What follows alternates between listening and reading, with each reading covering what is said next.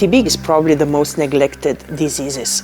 Over years, people had the impression that we are done with TB. The danger of not knowing TB is an issue is that it's a delayed diagnosis. People don't see people with TB, and the funding and the awareness are going hand in hand. 2 to 3 million people are left behind without diagnosis and treatment for TB.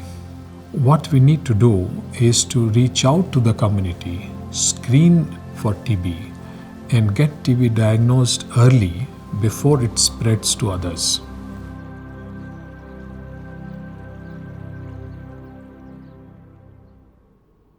My name is Lucica Dițiu. I'm the Executive Director of the Stop TB Partnership. Stop TB Partnership was created in the year 2000 by the World Health Assemblies. Ministers of Health decided that there needs to be a structure to fight TB that brings all the partners together. And what inspired it was there was a moment of silence around TB when people thought, oh, we got rid of it. And then in 1992 to 2000, a big spike in most of the countries, including in US. So ministers came together and said, we need to fight TB, but TB is not just a medical disease, it also has social aspects. So let's come together with the idea that there is not one that can lead this fight. TB is the biggest infectious disease killer, and it persisted with us for so many years. India, Indonesia, Philippines, Nigeria, Bangladesh, Pakistan, high-burden countries in which their leaders are pushing that everybody with TB is diagnosed and treated. The moment you diagnose and treat everyone with TB, you don't have people dying unnecessarily and you stop transmission. Science says that from the people infected with TB, 20% will develop the disease within their lifetime. Countries are going to levels in which the gap between how many are estimated to be sick and how many are diagnosed is closing.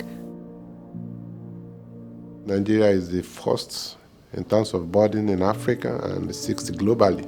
Awareness of the disease burden was very weak. So we felt, okay, the first we should do is to create awareness, which is the first principle of prevention.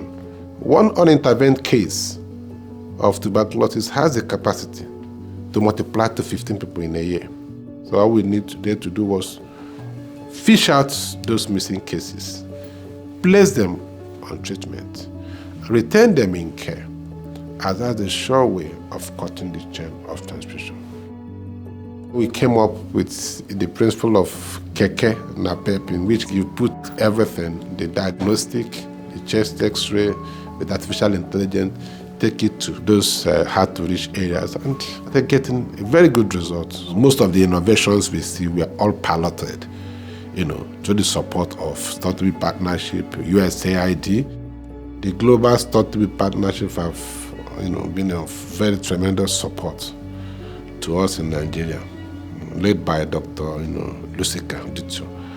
Part of their mandate is to raise advocacy for resource mobilization and also to support, the countries that are doing very well.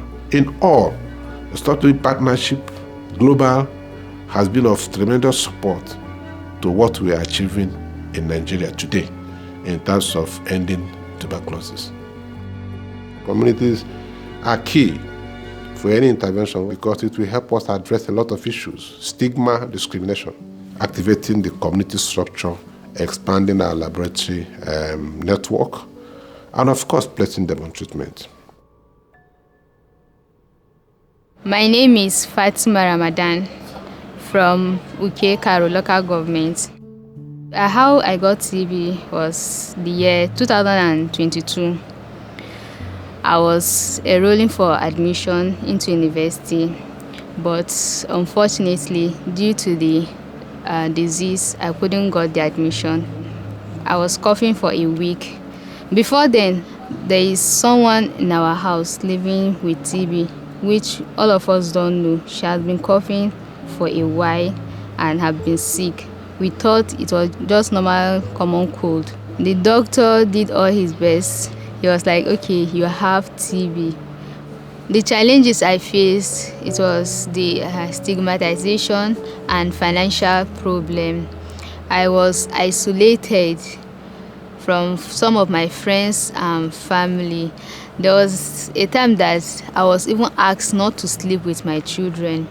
And Coming down to the drugs, the first day I took the drugs, I was not on myself, but few days later, my body system have to adjust with it. TB is not a deadly disease. Just because you have TB does not mean that that is the end of the world. You have the right to go and look for drugs. If you are not convenient with the drugs, you can ask questions. And these drugs are just for free and they are not harmful. Your health is your main concern.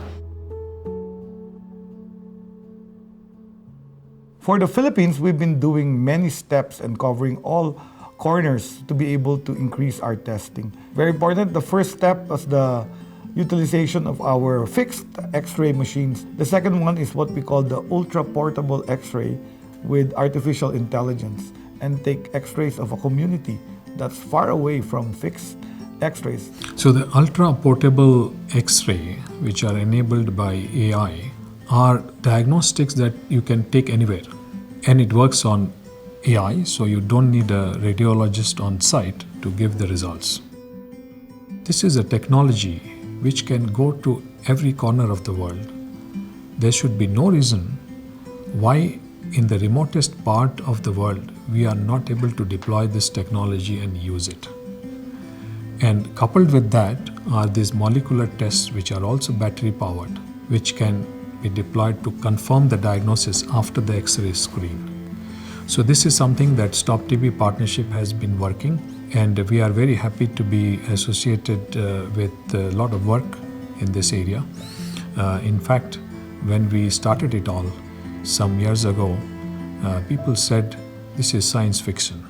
But what I wanted to highlight is to really scale it up, we need funding. And we have also highlighted from Stop TB Partnership that the global fight against TB is underfunded. We need all of the government and all of a society approach. And all of that is possible if the leaders get involved. This is where we are trying to now put a lot of efforts. How do we mobilize the heads of states and heads of governments to lead the fight? In the UN General Assembly, countries committed that $22 billion will be mobilized every year for TB care and prevention. Currently, less than 6 billion is available. So we need to do more on reducing this funding gap.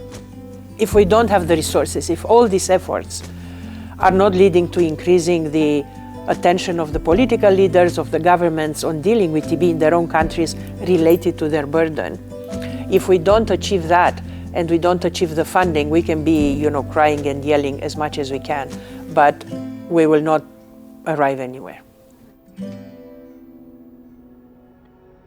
I am infected with tuberculosis, and I was not infected with TB, and suddenly for a World TB Day, we decided to do a test, all of us, and I came back positive together with 5 or 6 colleagues from Stop TB. I come from Romania, but I live in Switzerland, so I'm not living in a country where you meet people with TB. So we don't know where I was infected, but I was infected. So the shock was the reaction of my friends. And even though I thought they are not only well educated, but because me telling them the stories about TB and how it works, they learned something. It was so ridiculous because we were having a party. I told people, I am infected with TB. And the host actually came to me and said, maybe you don't come to the party because you never know and maybe you spread something.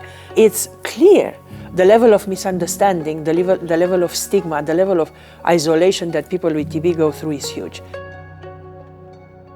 For people with TB, as well as people working to address TB, is not easy. But we cannot give up. We cannot give up because we are the only hope for many people with TB, and we are the only defenders of them. And there are so many voiceless people that need us. So irrespective of the challenges that we will face, irrespective of the discouragement, irrespective of the fact that we will be pushed away and other things will always be more important, we have to come back. We have to come back, and we cannot ever give up. Never give up. That's what I want to say.